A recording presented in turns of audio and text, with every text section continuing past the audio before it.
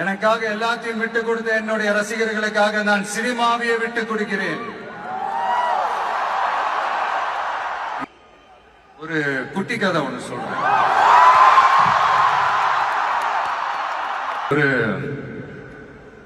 ஆட்டோக்காரர் ஒரு கர்ப்பிணி பெண்ணை ஆட்டோல ஏத்திக்கிட்டு ஹாஸ்பிட்டலுக்கு போறாங்க. பெரிய மழை பெஞ்சுக்கிட்டு இருக்கு. அப்ப அவர்கிட்ட இருந்த அந்த கொடைய அந்த கர்ப்பிணி பெண்ணை கிட்ட கொடுத்துட்டு இதை எடுத்துக்கிட்டு போமா அப்படின்னு சொல்றாங்க. அப்ப அந்த பொண்ணு சொல்றாங்க, ஆனா இது எப்படி நான் உங்ககிட்ட நான் திருப்பி கொடுக்கறது? அதுக்கு அந்த ஆட்டோக்காரர் சொல்றாரு, வேற யாருக்காவது தேவைப்படுறவங்களுக்கு கொடுத்துருமா அப்படின்னு சொல்லிட்டு அவர் போயிடுறாரு.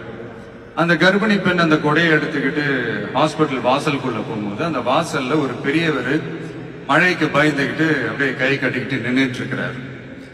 அந்த கர்ப்பிணி பெண் அந்த கொடைய அந்த பெரியவர்கிட்ட கொடுத்து, ஐயா இதை எடுத்துட்டு போங்க ஐயா அப்படின்னு சொல்றாங்க.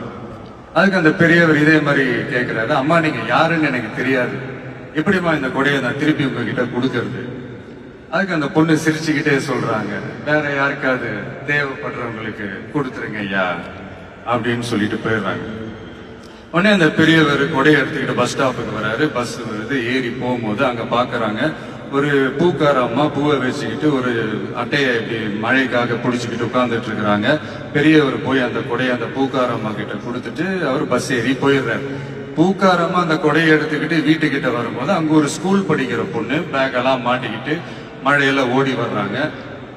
அவங்க போய் அந்த ஸ்கூல் பொண்ணு கிட்ட கொடையை கொடுத்துட்டு, மழையில நனையாதம்மா இதை எடுத்துக்கிட்டு போங்க அப்படின்னு சொல்றாங்க. அந்த பொண்ணு தேங்க்ஸ் அப்படின்னு சொல்லிட்டு வீட்டுக்கிட்ட வரும்போது அந்த பொண்ணோட அப்பா பதட்டத்தோட வாசல்ல நின்றுட்டு இருக்கிறாரு. பொண்ணு மழையில நனைஞ்சுக்கிட்டு வரணுமே அப்படின்ட்டு. அந்த அப்பா வேற யாரும் இல்ல, அந்த ஆட்டோக்காரர்.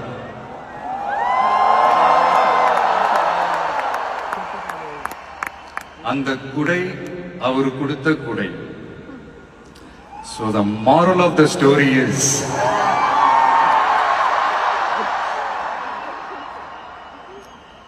முடிஞ்ச வரைக்கும் எல்லாருக்கும் சின்ன சின்னதா ஒரு நல்லது, சின்ன சின்னதா ஒரு ஹெல்ப் அது செஞ்சு இருந்து பாருங்க. லைஃப் ஒரு மாதிரி ஜாலியா இன்ட்ரெஸ்டிங்கா இருக்கும்.